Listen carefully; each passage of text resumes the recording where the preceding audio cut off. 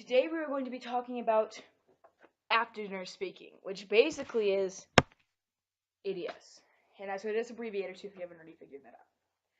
What ADS is a speech event that you can kind of relate to HI, but it's not exactly like HI. And you are going to be writing your own speech about a person who is giving a speech to a group of people. For example, you can have a coach, that is telling his teammates and telling his kids how to do a strategic plan or how they should win the game. That it's basically a pep talk, or you can do something like a club meeting, which will actually be in our ADS later. And it's going to be roughly 5 to 7 minutes long. You want it to be in that time because between that is good. You want to be more upwards of the time of 7 minutes because that looks good, but you don't want to be past that. And the problem about this speech event is that they do not give you time signals. So you have to memorize your speech, and you have to make sure that it doesn't go above 7 minutes and is at least 5 minutes long. And you can bring up a note card, which will be a little bit smaller than this, but this is roughly what it looks like. And just make sure it's one-sided. Although you don't really want to bring this into round because it doesn't really look good to the judges. And as this is a normal speech event, there will be judges in the room that will judge you. And how the speech event goes is that there will be a group of people, and you will perform in front of the judge and your competitors, and the judge will base you on how funny it was, because that's one of the goals of this speech event is to be funny. You want to be funny. I mean, if you aren't, that's okay. It's not like you're gonna get bombarded by it, but at the same time, you want to be funny because that's basically what a speech event is about. And what they'll do is they'll rank you from 1 to 4, just like every other speech event, and that's kind of how the speech event goes. Again, you have to write your own speech, so that's one big difference from HI is you have to write your own speech. And then the next thing is that you shouldn't have a bunch of characters. In HI, if you want to look at the comparison, it has a lot of characters. Some scripts do. It depends on the script. But on the other hand, ADS, you want to have 1 to 2 characters because that's kind of where the sweet spot is. Because if you have more than that, it gets confusing to the judges, and they don't really want that in round. They would rather have 1 to 2 characters, and that's what's looked up upon. And then again, it should be mostly memorized. Next card can be possible, but if you want to do it for your first couple of rounds, that's fine. But I would just advise you not to. So for the last couple kind of tips is I would say don't over exaggerate when you give your performance. Like, for example, using hand gestures like this, or over exaggerating your words, maybe once or twice, but don't do that a lot. And try to use blocking as best as you can. And if you want blocking to explain, I can explain it later. But basically, just have actions and do things that involve the judge. Make eye contact too. Eye contact is really important in any type of debate event or speech event because that is one of the main things that they're looking for is that you know what you're doing and you're not afraid to look at them. And that's kind of it. Ashley, do you want to add anything? Okay.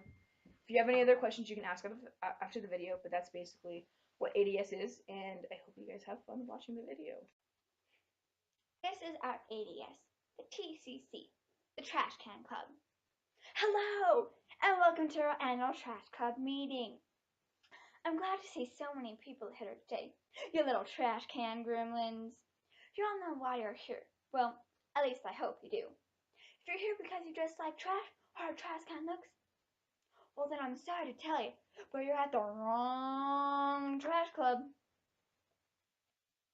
We've gathered here like a flock of scared seagulls because we all relate to trash. Now, let's get on to business, everyone. Say it with me. I am human garbage! On today's schedule, we will go over the forms of trash and we will introduce a new trash member to our trash family. And to conclude, we will have some guest speakers with us today. Let's start out with a classic form of trash, the anime trash. This person is obsessed with anime. It's on their mind all the time. They buy anything relating to anime, and any chance they get, they'll probably cosplaying. They're most definitely in the anime club if they aren't already the president of it. They are literally everywhere. But we love them because we are all trash together. The next type of trash is the band trash. No, this is not a person who is in the band or plays a musical instrument. Oh no. This is someone who listens to music 24/7. It's on their mind all the time, and they rarely socialize with other people unless it's about bands or band members. Run around here, you know what I'm talking about. They own several band t-shirts, and they will buy anything that pertains to a band they like. They probably sell their soul to get concert tickets, and they definitely break someone's arm to get to the front of the concert. They're one of the purest forms of trash, and that you can find completely devoted to their love of bands. Now, let's talk about one of the worst forms of trash, the fandom trash. Now, when I say worst, I of course mean that in a loving manner. Now, if you don't know what fandom is, I will explain it to you for the fandom can get a hold of you. Now, what a fandom is, it's basically a name for the group of fans of, say, a TV show, a movie, or a video game, and so on. They really are trash. They relate closer to the anime trash, but they aren't really the same. They're a bit more hardcore. They do crazy things. They live for their fandom and they die for their fandom. But overall, they are part of the trash family, and we're all civil towards each other. For today's new trash, I will be introducing you to Tumblr trash. If you get offended easily, then this is the type of trash for you. Common phrases among them are, I'm triggered and, did you just assume my gender? The worst thing of all is that everyone has a little bit of Tumblr trash in them, because all the trashes take part around Tumblr. But only recently has Tumblr become a subgenre of trash themselves. Trash will never be the same without Tumblr.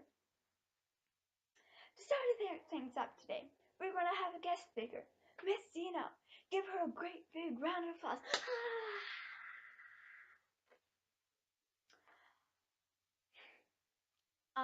Did you just assume my gender? I only go by the pronoun zer and zerself. Gosh, get it through your heads. It's not that hard.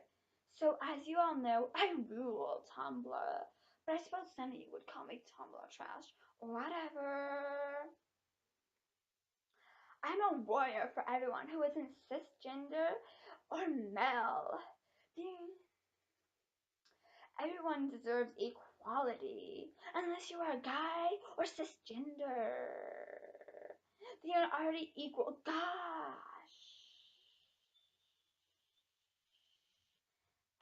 Alright, Zeno. I think that's enough for today.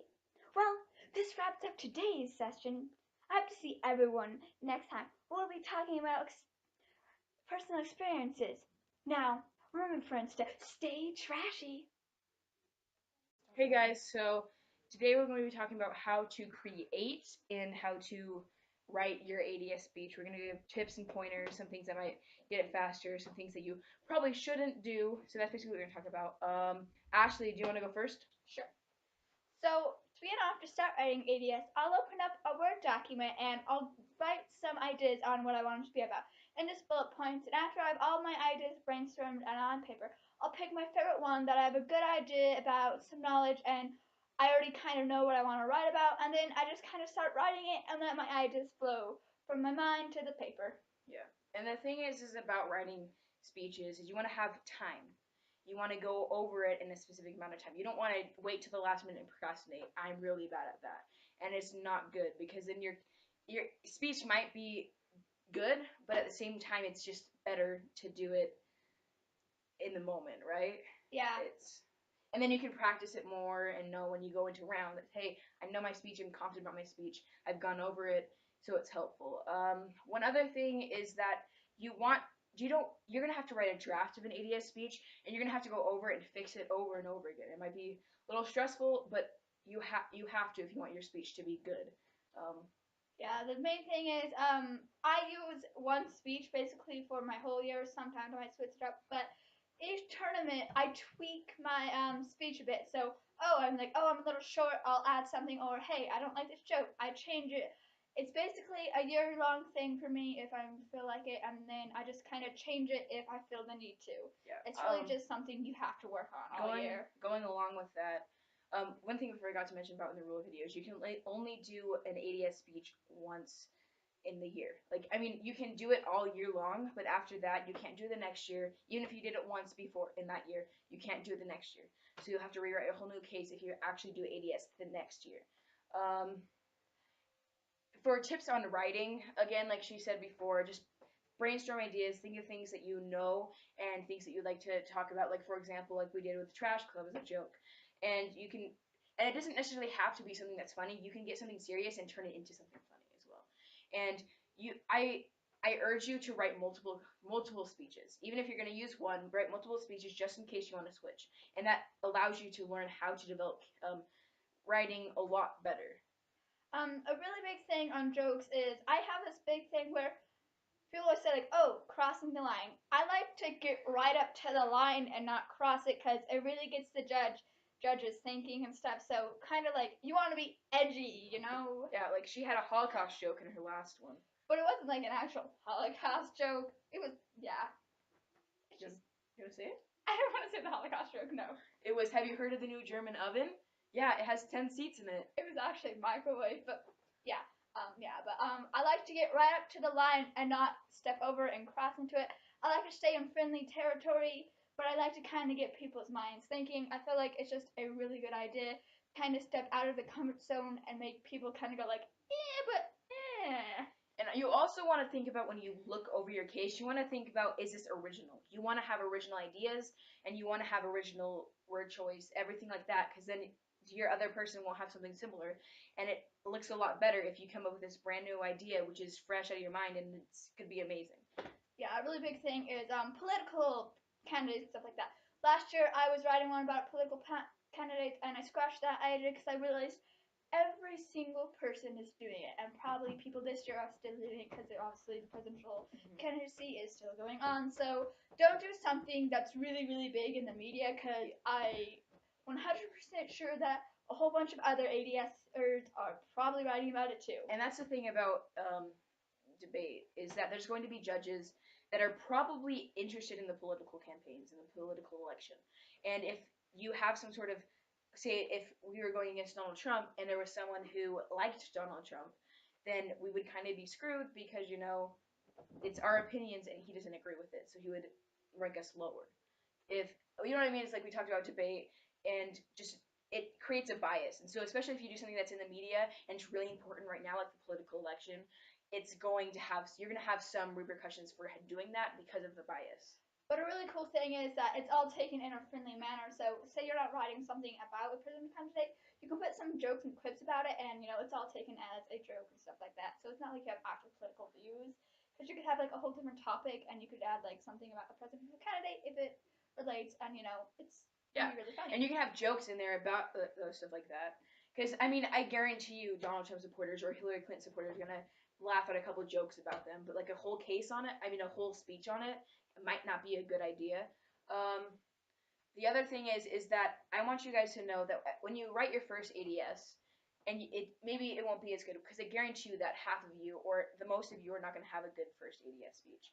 And like your first ADS speech was not that great, was it? No, it was really bad. It was about YouTubers, which is a bad thing to do because it was a really narrow topic and none of the judges really understood it because lots of judges are sometimes older. I had some young judges that kind of got it, but it appealed more to my other opponents around than it did to the judges, which is something you don't want to do. Yeah, like she was saying, you want to do something that is relevant right now to all ages, but at the same time is not super high in the media. It's kind of like a good in between, a good middle. Kind of thing with the Trash Club. It wasn't really relevant, but the thing is, it was funny. I mean, everyone is able to understand and grasp what I was doing in it. Yeah. Like we were saying before, when you're writing your first speech, and if you don't get it the first time, and know that when people critique you, they're trying to be nice about it. Don't give up from there. If you have to write a lot of ADSs to finally get a perfect ADS that you want to perform, and that's why doing multiple ADSs is really good for you, especially because you can maybe think, oh, this ADS is amazing, I want to use this one, but then you write this great ADS that blows everybody else away, which will be a lot better. Like, it basically just, even if you're using the same ADS, again, go over it and use it. Yeah, I think that's all actually. Yeah. Yeah. Just one more thing is when you're writing ADS, proofread it all the time. All the time, proofread it. And when you get the idea, just write it down, just keep on writing, and then at the end of a paragraph or at the end of a sentence, go through and proofread it and says, does this make sense? And then that's a lot better because then you can catch it early on, and so you don't have to change the whole story and anything like that too. Another thing that happens is in round, I will be going through my ADS and I will add something into it that's not actually in this speech. And what happens is every round it differs what I add, and that's completely fine. I mean, it happens to me all the time. I mean, it's no big deal. I mean, it's not like it's in the script, but what happened is afterward I'll probably go home and I'll put it in the script. And I'll be like, yeah, that was a good idea. So then it's in the script now. But don't change your speech entirely in a tournament. Like, Oh, yeah, don't completely like cut off half of it or get rid of a paragraph because even that's too much because then you have to memorize it over again and it's just not a smart idea. I mean, unless you forget it, I mean, that's kind of a bad thing. I mean, you can forget it, I mean, and then you can just fill it in, and then you can, like, go back and Oh, get it that's later. one thing that we talk about is if you forget your speech and figure your lines, you have to kind of improv it Yeah. and kind of add in filler words until you kind of recall it. Because then if you Yeah. don't, standing there and being silent or saying is not appealing to the judges. Yeah, just kind of add something in there, like something that pertains to your speech or like anything of your group. Just kind of add stuff in and go until you get to a part that you do know and you do understand. Yeah. And I think that kind of wraps it up. But if there's any questions after the video, anything you want to talk about, you can talk to me. But you should probably talk to Ashley the most because she's the one that actually participates in ADS and actually does the writing experience. But if you want to talk to me, that's fine. But I'm just saying that if you want to talk to someone about ADS, you should probably talk to Ashley. But you can ask questions about anybody in the debate class, in the debate club too, about anything really. So if you have any questions again after this, go ahead and ask. Anything that wraps it up? Do you want to add anything? No, I think that's good.